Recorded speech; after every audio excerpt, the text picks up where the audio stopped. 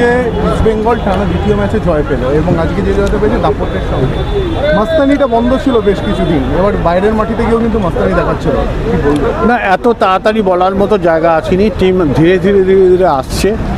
আমরা টিমটা খারাপ করিনি, হয়তো আরও একটু ভালো করা যেত, রিজার্ভ বেঞ্চটা শক্ত করা যেত, কিন্তু আমার মনে হয় সেকেন্ড হাফটা ভালো খেলেছে, ফার্স্ট হাফটা আরও উন্নতি করতে হবে।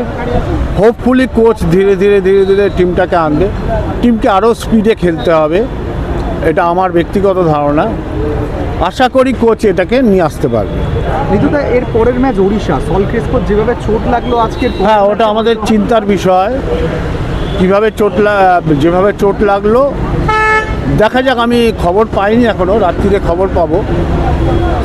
স্কেট না থাকাটা আমাদের কাছে সত্যি দুঃখজনক, মানে টিমটা আরও দুর্বল হবে। কিন্তু এই দুর্বল টিমকে নিয়েই